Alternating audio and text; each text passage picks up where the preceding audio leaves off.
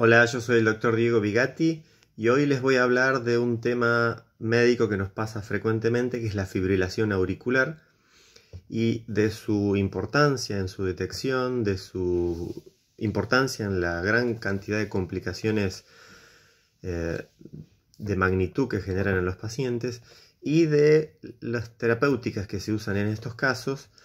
La más recomendada es la anticoagulación, como también en algunos casos uno ve que se indica la utilización de una aspirineta para prevención de las complicaciones. Bueno, vamos a hablar de todas estas cuestiones porque hay mucha controversia, hay mucha discusión y se han hecho cosas distintas a lo largo de los años, entonces está bueno que nos pongamos al día con este tema de tanta relevancia. Bueno, empecemos. Primero que nada, ¿qué es la fibrilación auricular? Nuestro corazón funciona a partir de la contracción muscular, que esta a su vez está dada por el estímulo eléctrico. Bueno, la actividad contráctil del corazón empieza en la aurícula, en la parte superior del corazón, y estas aurículas tienen una capa muscular fina que se estimula por electricidad y se contrae. En la vejez es muy frecuente que aparezca una especie de cortocircuito en la aurícula que genere que la contracción no sea armónica y simétrica, sino que más bien es como que está temblando la aurícula y se contrae en forma temblorosa y no es una contracción uniforme y pareja. Esto es lo que se llama fibrilación auricular y se detecta simplemente en un electrocardiograma porque hay una onda que se llama la onda P que desaparece y aparece como una especie de onda tipo serrucho. Bueno, esta fibrilación auricular, como les dije, es mucho más frecuente cuanto más viejo es la persona. Se sabe que más o menos a partir de los 60 a 65 años, sobre todo en aquellas personas que han tenido antecedentes de enfermedades vasculares como hipertensión, diabetes, etc., aparece con más frecuencia y es tan prevalente esta entidad que en personas de 80 años, más o menos 2 de cada 3 tienen fibrilación auricular. ¿Cuál es la importancia de esto? Es que hace ya 25 años atrás se sabe que la presencia de fibrilación auricular genera dentro de esta aurícula la formación de coágulos, de trombos, y que estos trombos o coágulos migran, viajan y generan eventos cardiovasculares graves, desde ACV de tipo trombóticos, o sea, isquemias cerebrales, donde el coágulo viajó y tapó un caño importante del cerebro, generando un infarto cerebral.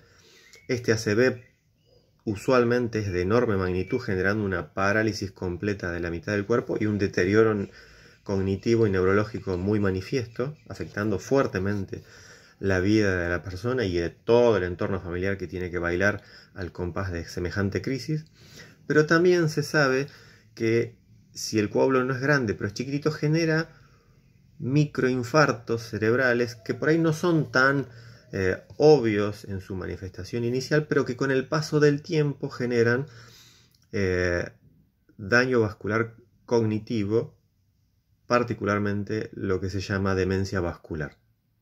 Entonces, ya sea porque aparezca un evento catastrófico agudo y grave como un ACV tromboembólico o como que aparezca un daño vascular cerebral crónico, la detección de la fibrilación auricular hay que anticoagularla, y ya hace 25 años en algunos estudios científicos se demostró que es recomendable su anticoagulación.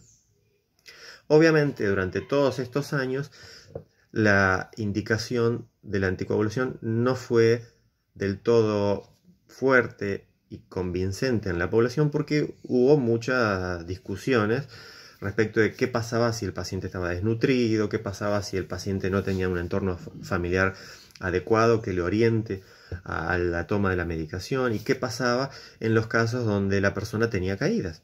Porque es muy común que las personas ancianas, sobre todo los frágiles, tengan caídas frecuentes, entonces el temor era a la hemorragia, sobre todo las hemorragias graves y particularmente las hemorragias intracraneales después de un traumatismo de cráneo. Entonces lo que sucede actualmente es la consecuencia de que no fue pareja la indicación de la anticoagulación. Y nosotros vemos las personas que están relativamente con bajo riesgo a trombosis, que por ahí tienen una fibrilación auricular y que están por demás sanos y que tienen 60, 65 años, y a ellos sí se anticoagulan, y personas que tienen alto riesgo de trombosis, que por ahí tienen 80 años, que por ahí están en alguna institución geriátrica y que por ahí tienen limitaciones fuertes en el deambular, y por ende todo esto contribuye a la mayor riesgo trombótico. Bueno, en esos no está anticoagulado por el riesgo de la hemorragia. Entonces surge una paradoja, sí, que es la actualidad. Tenemos aquellas personas que están en la comunidad, cuya incidencia de fibrilación auricular es más o menos del 6%, o sea, 6 de cada 100 personas tienen fibrilación auricular, y a estos sí están anticoagulados, aunque tienen relativamente baja chances de tromboembolismo, y está bien que estén anticoagulados. Y por otro lado tenemos la controversia de que tenemos en instituciones geriátricas o en hospitales de agudos personas muy longevas, con alta chance de trombosis porque tienen fibrilación auricular. De hecho, se sabe que en hospitales de agudos más o menos el 40% tienen fibrilación auricular, y en instituciones geriátricas cercano al 80% de la población tiene fibrilación auricular, y en estos grupos que tienen mayor riesgo, paradójicamente no se está anticoagulando. ¿Por qué? Por lo que hablamos antes, del riesgo de la hemorragia, por las chances de caídas, o por la utilización de muchos otros fármacos o desnutrición, etc.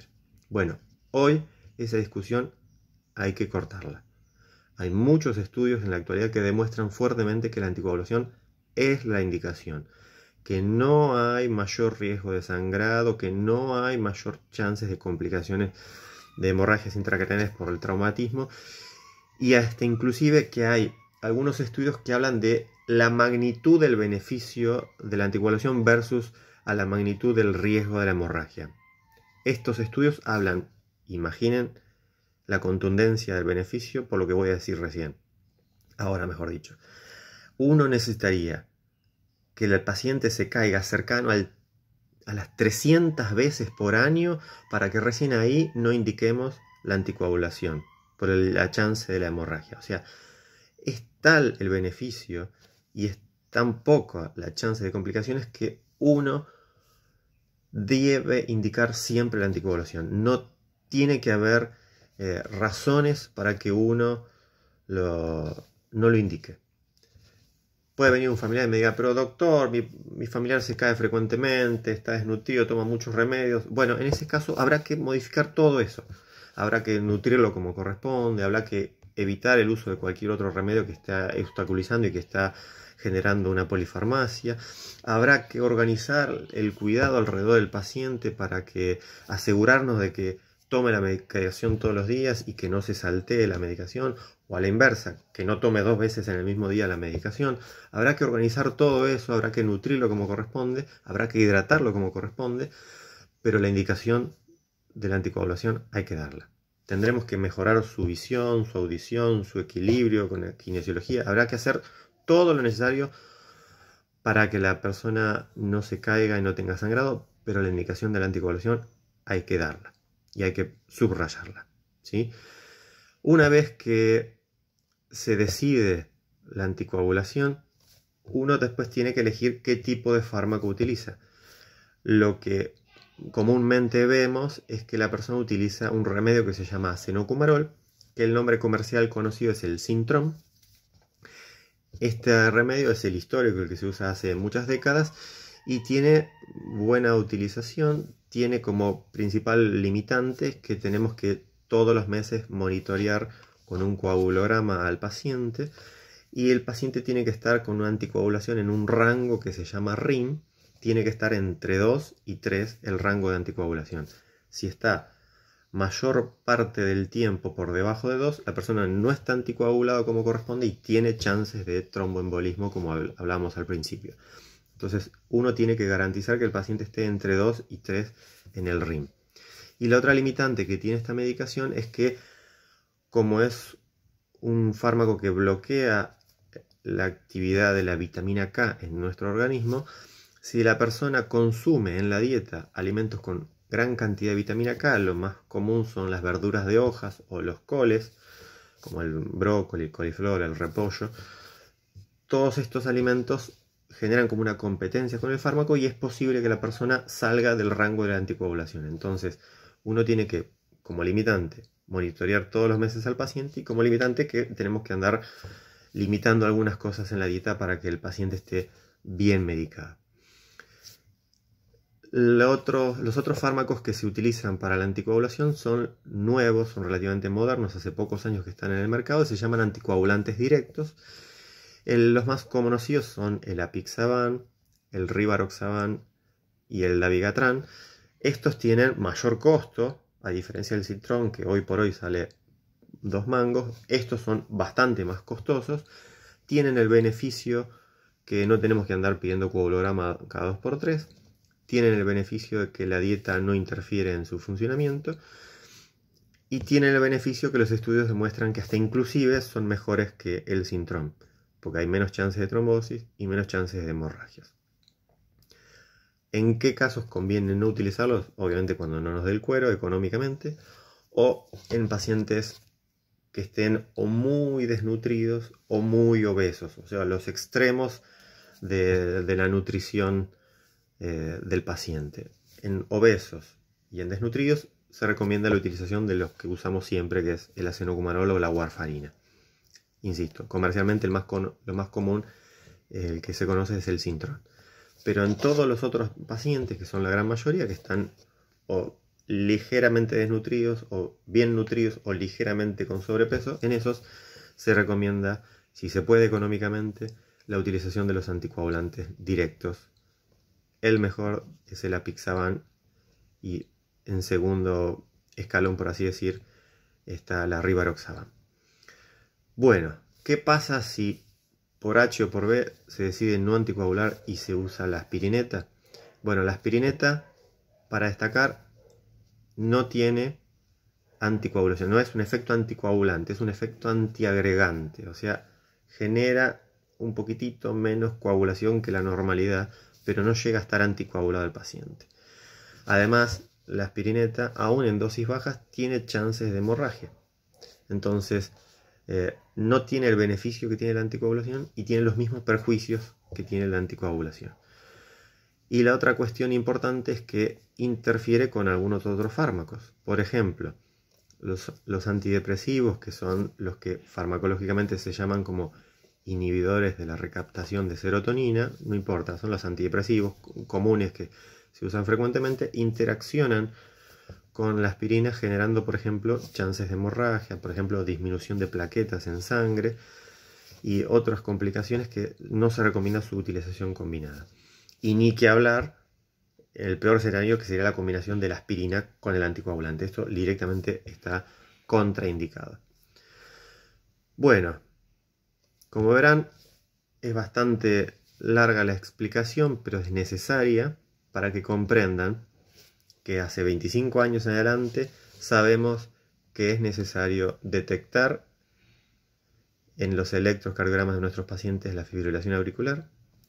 Es recomendable su anticoagulación.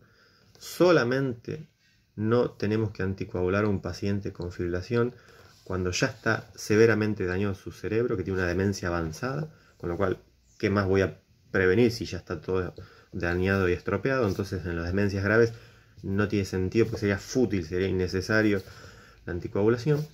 Y en aquellos pacientes oncológicos que tienen, digamos, una expectativa de vida muy corta, estoy hablando de oncológicos avanzados, casos terminales, donde en esos casos tampoco tendría sentido la anticoagulación. De lo contrario, fuertemente se recomienda la anticoagulación. Y por último, destacar que aunque mucha gente se quede con la vieja escuela y ante riesgo de caídas o institución geriátrica o deterioro en la dieta o cognitivo tenga la tendencia a utilizar la aspirineta y no la anticoagulación, están equivocados. Los estudios actuales fuertemente recomiendan la anticoagulación, aún en vejeces longevas, o sea, de 90 a 100 años, aún en instituciones geriátricas, aún con personas con deterioro cognitivo de leve a moderado, aún en desnutridos, aún el escenario que sea, salvo estas dos que les mencioné, de los oncológicos terminales y las demencias terminales. En todos los demás casos se recomienda. Igual, como siempre decimos, ante cualquier duda, consulten con su médico. Espero que este video les haya sido útil, que les guste. Si es así, compártanlo, socialícenlo, denle like. Y por supuesto, si les gusta todo lo que estamos haciendo desde el canal, suscríbanse. Bueno, hasta el próximo video. Chao.